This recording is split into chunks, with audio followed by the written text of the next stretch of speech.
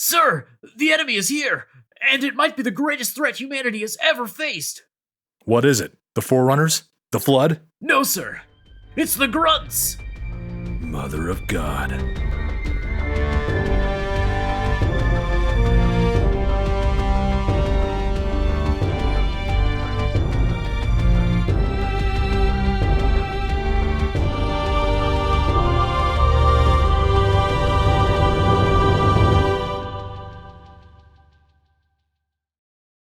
Welcome to Lore Party, the podcast that explores the stories, characters, and universes of our favorite video games. I'm Jaden. And I'm Connor. And I have stumbled upon the greatest discovery of all time. The most terrifying thing in the world. I've been investigating it for weeks now, and I cannot wait to share with you my discoveries. Connor, are you excited? I can't wait. You've been talking me up on this for weeks now, and I am so excited to hear what you've uncovered. I mean, this has got to be some sort of earth-shattering secret you've come across and unearthed. I please enlighten us. What is this? What is this devastating knowledge you've come up with? The Grunts are actually the most terrifying and devastating race in the Halo universe. I know, it's crazy, right? You're serious? I'm absolutely serious. Listen, I feel like Charlie Day in Always Sunny in Philadelphia. I've got the cork board on the wall with all the strings and the lines going to it. And I just got to tell you about the Grunts, all right? I just got to tell you about the Grunts. Can we talk about the Grunts today, Jaden? I've been dying to talk to you about the Grunts all day. Oh my gosh. All right, where do you want to start? Let's start with the physical attributes of the Grunts themselves. Now, I know what you're thinking. When you see them in your first Halo game, you're like, what is this small creature just crawling around on the ship and firing that pathetic plasma weapon at me? But here's the thing. You are thinking about it from the wrong perspective. You're thinking about him from the perspective of the Master Chief, the ultimate super soldier warrior who fears nothing and knows all in the ways of devastation. I want to take it over from the perspective of the average soldier. The Grunt, or Ugnoi as they're known in their native tongue, show some respect. They are 5'6" on average, so they're roughly smaller than human size. But they're stocky and bulky. They're very much like tiny but super strong men. Their physical abilities to actually bully their way through enemies is what made them so sought after in Covenant races. In fact, when they were first integrated into the Covenant themselves, they actually weren't even bothered to give weapons. The Covenant didn't give them any weapons because they figured these guys are so strong they could just bowl through any enemy force we see, and then the elites would come in and mop up anybody they missed. Interesting. So you're basically saying they're diminutive but tenacious. They have a strength that isn't obvious on the exterior. Absolutely. They are tiny, but they are mighty. Okay. And part of the where you're coming from with this is that, of course, Master Chief, a heavily enhanced cyborg super soldier, basically, he can crack these guys in half without breaking a sweat, but a normal human being would have a much tougher time killing a Grunt hand to hand. Is that what you're saying? Absolutely. And in fact, when you see them coming in swarms in some games like ODST, you see it from the perspective, they're a lot bigger than you would think.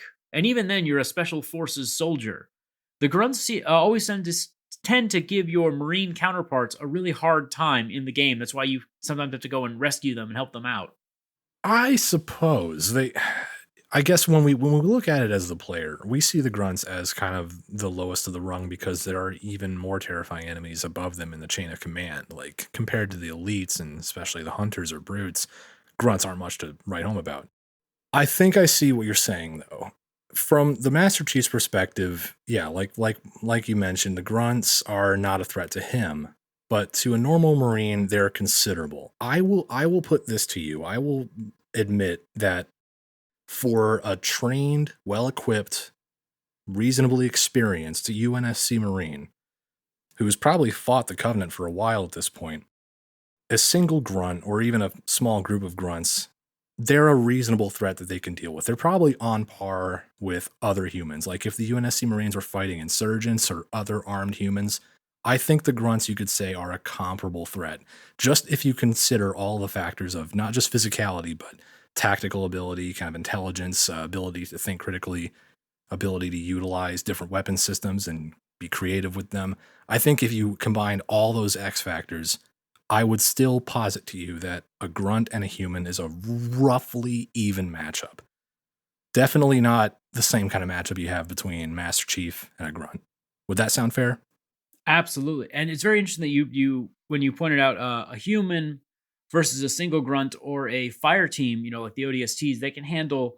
I believe you said a small number of grunts. Yeah, maybe like the Covenant has these terms, lance and file. I believe a file is between two and 1 to 3 grunts, maybe a jackal or two. A lance is a larger group, like 5 to 8 or something like that.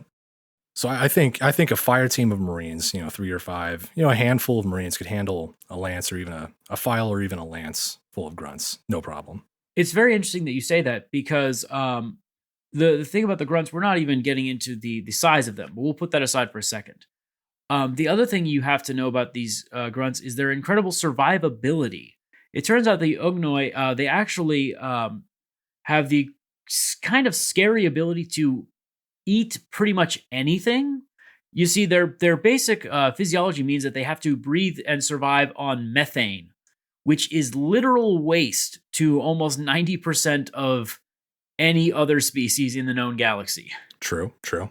Methane is highly toxic to anyone but them, and they actually can survive a little bit without it. And if they need more methane, they just have to find some waste, which means they can literally turn your own poop against you.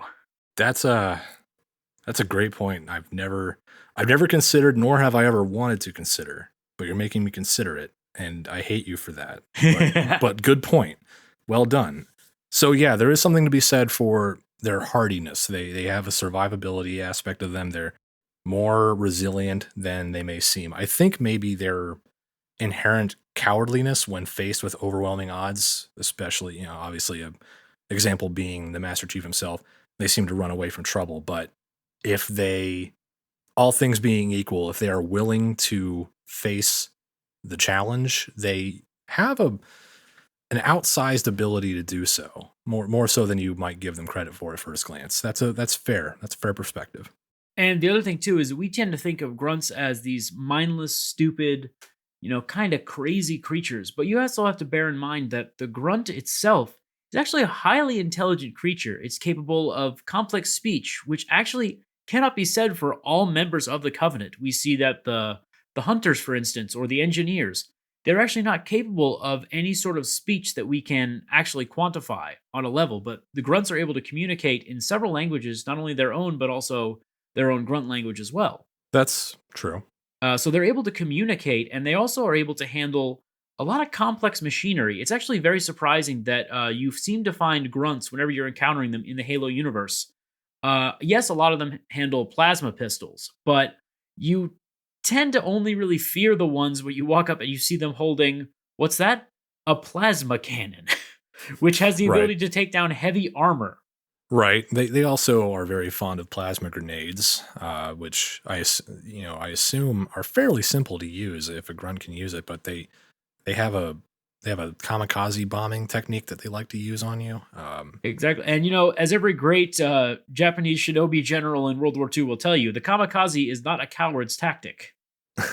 That's right. It takes a lot of balls to blow yourself up, as well as your Exactly. And opponent. every once in a while you're fighting the grunt and you're like, "Oh, wow, look at this. I mean, it's easy for me to mow down all these 7 or 8 grunts." And all of a sudden you hear from behind you, click, and that one grunt has decided that he will end you. Or die trying, or both. Exactly. Yeah. It's true. It's you do often also see grunts driving ghosts, the hovercraft fast attack vehicle of the Covenant. Um, I can't pretend to know how exactly complex it is to pilot a vehicle like that. I don't know if it's so easy a toddler could do it, or if it's a feat of engineering mastery that I could never hope to achieve. But all that being said, they seem to pilot ghosts with considerable agility. They seem to know their way around those vehicles one way or another. So they do have the capacity to learn practical combat skills like that, which are very useful. Exactly. And, it's one of those things where, so you add in all this, you've got the incredible survivability, the incredible strength and physique of them. and their ability to problem solve and think on their own. I've got one more thing for you. Most important thing about the grunts is that they fuck. They get down. That's very true. The grunts are actually able to, on average, lay about 20 eggs in a clutch. And so, if you think about it, each mating pair, they actually had a huge problem when they were first introduced into the covenant, is that they would breed like crazy. They would breed so much that eventually the covenant had to pass strict breeding laws that meant that only those who actually performed well in combat or in their duties as a grunt were allowed to mate and create offspring. That meant that becoming a breeder in the Ugnoi society was actually one of the greatest honors you could ever achieve, because you weren't allowed to breed willy nilly because that caused a lot of problems. So that kind of plays into a key advantage that the grunts have, which is the power of numbers.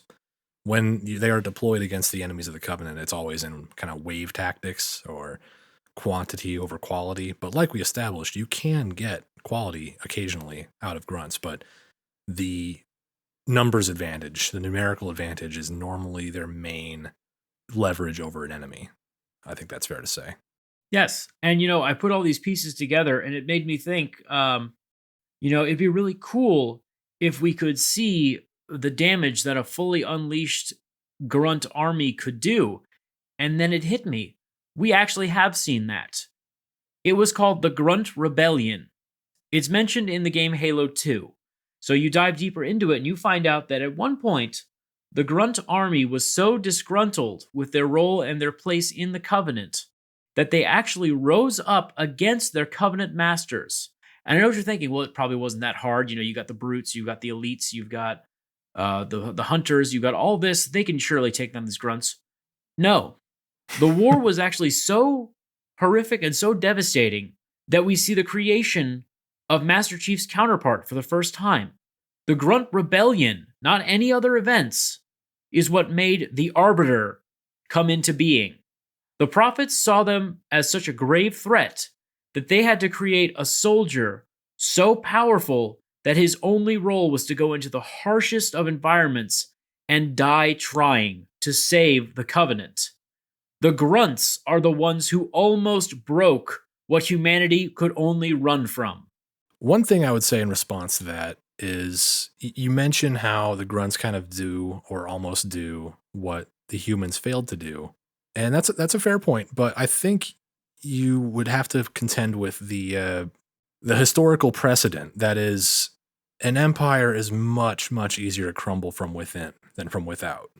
I think when the grunts attack from the inside, sowing chaos and discord among the covenant from within from within their own ranks, that is kind of by definition going to have more of an effect than the external enemy. All right, folks, we're going to take a quick break. Please stay tuned and we'll be right back.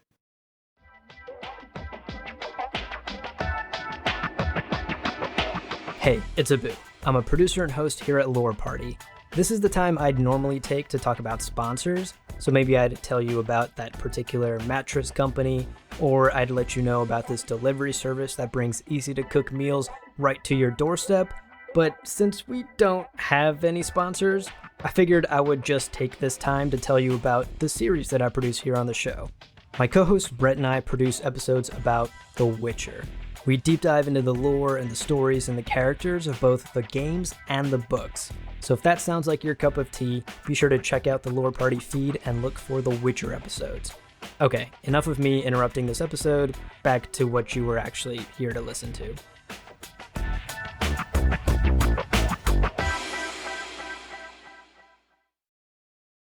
I want to take a look at the entire case you've built so far. You're saying that because of all these factors, that if all of the circumstances were correct, like the prophets and the elites weren't a factor, that the grunts were completely left to their own devices, but they were allowed to develop a starfaring society, and there were no other obstacles to them kind of reaching the stars and making contact with humanity, and then a war broke out between humanity and the grunts. you're saying in that scenario, that specific scenario where the Covenant doesn't exist, but the Grunts and the humans fight, you're saying that the humans are screwed. Is that correct? Is that what you're saying? That is correct. And actually, I have precedent for why I'm saying this as well. In the book Cole Protocol, have you read Cole Protocol? The Cole Protocol, yes, I have. So, if you'll recall, the main enemy or obstacle of that book is that the humans stumble across what appears to be an entire asteroid just stuffed to the absolute brim with grunts who have been allowed to breed with abandon. And there was actually the plan of a Kigyar or Jackal to launch said asteroid directly at Earth, whereon the asteroid would impact the Earth and literally spill open with horny grunts who would then charge out and literally overwhelm humanity. This Jackal literally looked at the war and said, okay, why did the Grunt Rebellion fail? Oh, it's because we didn't give them weapons. You've got to remember that prior to the Grunt Rebellion, the Grunts were so low on the totem pole, they did not have weapons. And they actually were not a part of Sangheili squadrons. You did not see elites working with Grunts. The idea was that you send the Grunts in first, then the elites come and mop everything up afterwards. The Grunts were so powerful and so battle-hardened and so good at their rebellion that it actually gave the elites pause and that gave them a newfound respect for the Grunts. The Grunts earned the respect of the elites, which is not an easy task to do. So you're basically saying that I think I'm seeing a pattern here, or I think I am seeing an interesting point beneath the point you're making, is that before the Grunt Rebellion, the Grunts were sent into combat alongside the Covenant unarmed. They were the first wave. They were kind of the cannon fodder that was sent in to soak up enemy fire and just overwhelm them with sheer numbers. Yes. And then after the Grunt Rebellion, after earning the respect of the elites, they were armed, organized, and trained into professional military formations. They were actually made into legitimate soldiers rather than just wave tactic cannon fodder. And that's the form that they took on the field of battle against humans in the Human Covenant War. Are you saying that if the Grunt Rebellion hadn't happened, or if maybe Grunts were never organized into the fighting force we see in the Halo games, that they were left in their original formation of, or the original use of being just thrown in waves at the enemy, do you think that would have worked better against the human forces than arming them and organizing them? Do you think that they would have been more effective in their original use than in the use that was given to them after the Grunt Rebellion? Do you think that humanity would have lost the war then? Here's the craziest thing. I actually do. Because one of the stipulations after the Grunt Rebellion was that thing that I previously discussed, the limits on reproduction. Before this, the Grunts were literally encouraged to breed with no limits because the Covenant thought, oh, hey, there's just more people we can throw into our little wood chipper here and whittle down any opponents we have. But then they realized, oh, crap, what if we're the opponents? Right. And I really do think that in allowing the Grunts to become a bigger part of their society and, allowing them to have, weirdly enough, more level footing, which they did not. Their record within the Covenant is actually terrible. The Grunts, you still read, in fact, in the game Halo Wars, you read a hololog about how a new Grunt waiter had to be sent up to the Brute Chieftain's cabin because he killed the other one when his dinner did not come with the appropriate dipping sauces on the side. That is not a healthy and happy society, and that is not what the Grunts died in the rebellion for, to be killed over various dipping sauces. His tenders didn't come with honey mustard. Exactly.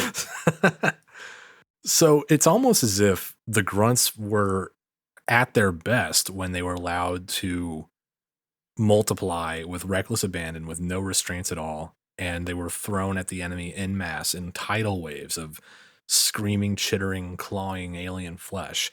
It's almost like by raising them up to the level of legitimate soldier, arming, training, and organizing them, the Covenant actually handicapped the Grunts in some ways.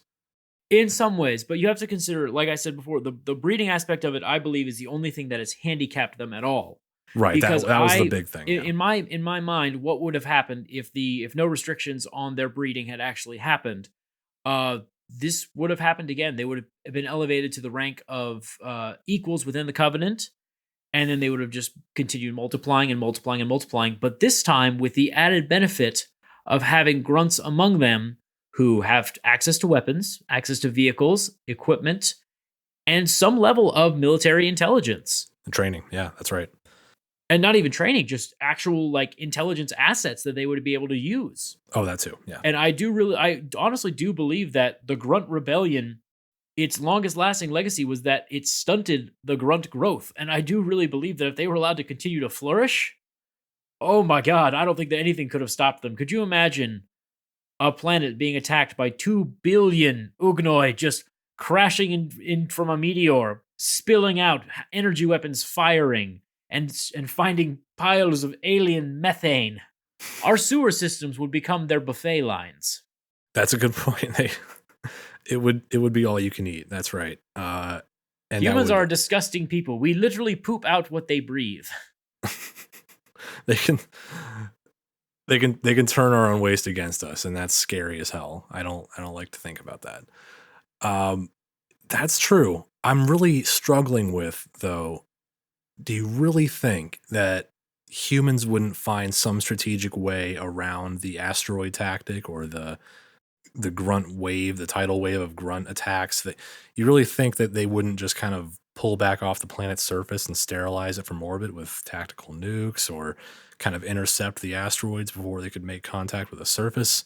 I really think that the grunts don't have the tactical ingenuity to maneuver around the new defenses humans would inevitably put up, or come up with counter strategies to tactics that the humans would easily come up with to defeat wave attacks. I mean, with the right amount of machine gun coverage and area denial weaponry like artillery, missiles, flamethrowers, you could easily deal with that kind of thing. I mean, you'd eventually run out of ammo and be forced to abandon the position, move back, but I'm really not seeing kind of a complete devastation on humanity's part from the grunts themselves. If it was just the grunts, I don't think they could pull it off. So I know you're thinking that, but here's the thing that you have to also consider. What you just said is the exact same thing that every single general says in a zombie apocalypse movie. They go, oh, there's not enough of them. We got plenty of ammo. All we have to do if we lose this position is fall back to the next position, reload, and we can do it. And then next thing you know, there's a screen that says 3 weeks later, and the cities are abandoned, and there's weird shambly guys walking around, and the newspaper floats across the screen as our survivor wakes up and goes, I've got to find my family. Directed by Danny Boyle. Exactly. Right. I hear what you're saying, but the thing is, grunts don't need to be shot in the head to be killed. They are just as susceptible to fire or shrapnel, or even just finding a chemical counterpart to methane. I know where you're going with this. I'm going to stop you right there. You're going to tell me that the Flood are a much more dangerous adversary than the Grunt. I was thinking that, yes, I was going to get there. I would love to hear your explanation for why the grunts are a greater threat than the Flood. It's actually very simple. The Flood is only truly effective, and we see this in several adaptations, when they have a presence of a grave mind with them. A grave mind can only form when the Flood have absorbed enough genetic material, enough minds and souls to create a host that has enough overall intelligence to control the Flood itself. They need intelligence to feed and build themselves up into a stronger force. The thing is, the Grunts actually already have that level of intelligence. We see them being able to operate. You only rarely see the Flood operating things that their hosts knew how to use when they were alive. Whereas the Grunts, they actually are able to use and access pretty much everything in their surroundings right off the bat. From the time a Grunt is old enough to hold a weapon, it already has an advantage over the Flood.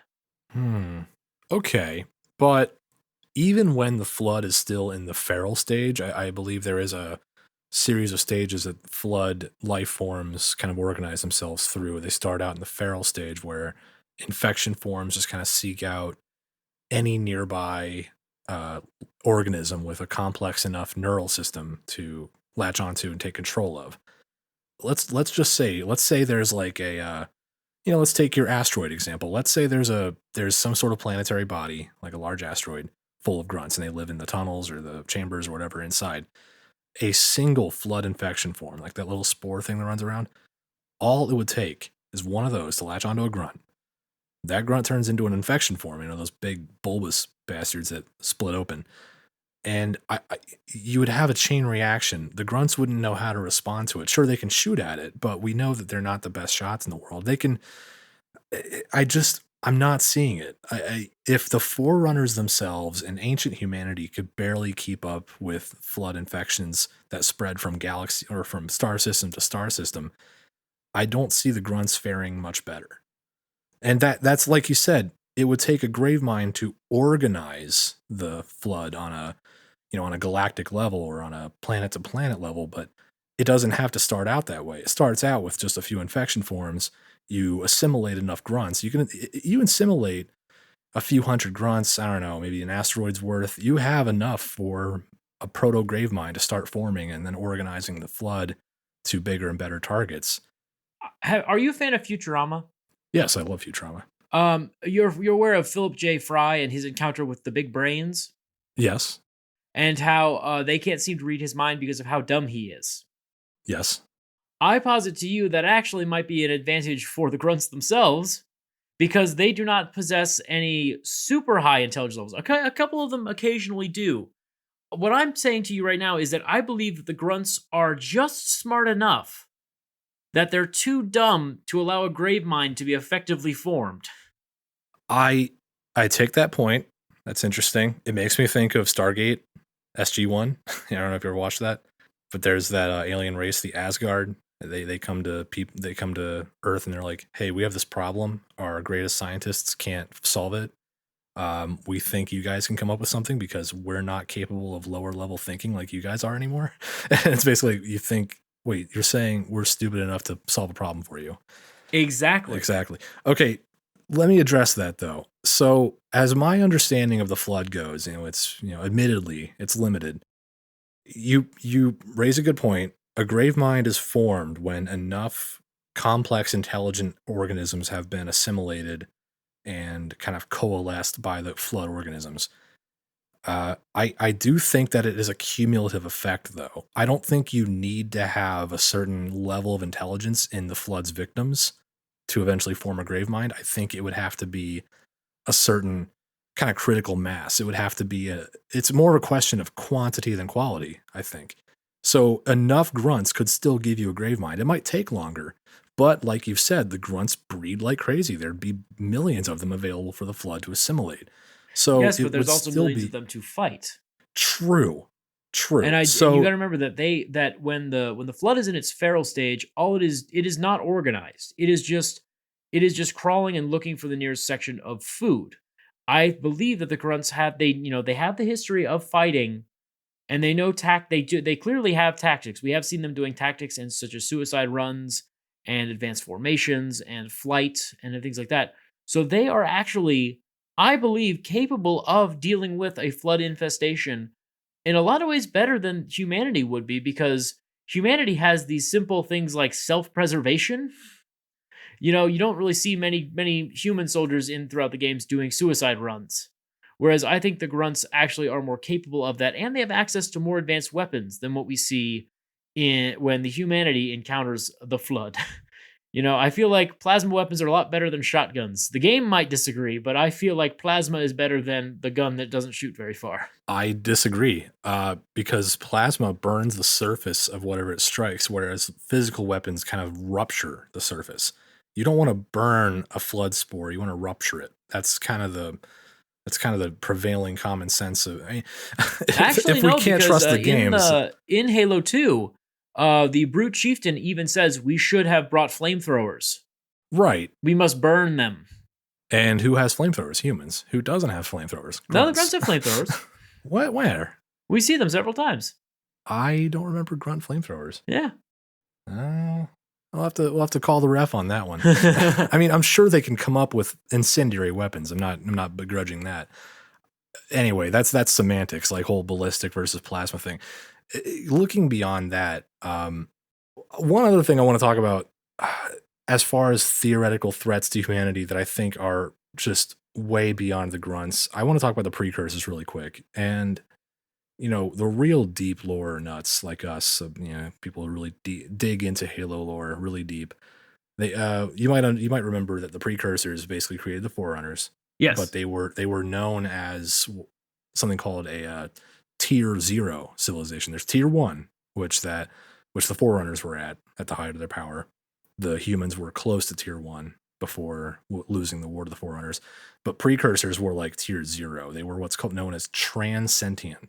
So intelligent and had such a high level of sentience, they could literally bend the fabric of reality to create mega structures made out of antimatter that was not really real but was called star roads that connected entire star systems together. The precursors were capable of such wild shit that we literally can't comprehend what they could do. And they created several races, including the Huragok, the engineers, and of course the Forerunners. And we also understand that the precursors basically turned themselves into the Flood. It's a longer, more complicated story than that. I'm simplifying a lot, but they sort of turned themselves into what would become the Flood. And the whole Flood Forerunner war was in revenge, basically, because the Forerunners overthrew the precursors from their previous position as dominant life forms in the galaxy. I really want to know, I'm asking, honestly, you think the grunts are more powerful than the precursors? You're on your hands and knees. I'm begging you, please give me this. To take the gun away from my head. But no, sir. I have made this hill out of the corpses of the mighty Ugnoi, and I will die upon it. Okay, you're telling me with a straight face, grunts are a bigger threat than precursors. We'll just leave it there. And here's why. Okay. Because every human has done this. You are doing this right now. Every species in the galaxy has done this. They have underestimated the mighty of Grunt. The Grunt is the creature that kills you the most in any Halo game. More than Jackal Snipers. Yes, more than Jackal Snipers, because they're the ones that you don't expect to be the ones that kill you. You see a grunt and you go, oh, I'll just pop its head. I'll get a little birthday cake noise and it'll be great. Yay! And then 6 of its buddies jump you. You underestimate them because they look funny. You underestimate them because they sound funny. Because they are funny. They're very goofy creatures. But at the end of the day, they will be the tools of your destruction. Hey, it's Abu, executive producer of Lore Party. We hope you enjoyed this episode, and if you did, maybe take a second to rate and review us on Apple Podcasts. It really helps us grow the show. And be sure to follow us on Instagram and Twitter at lore_party. Thanks for listening, and we'll catch you in the next one.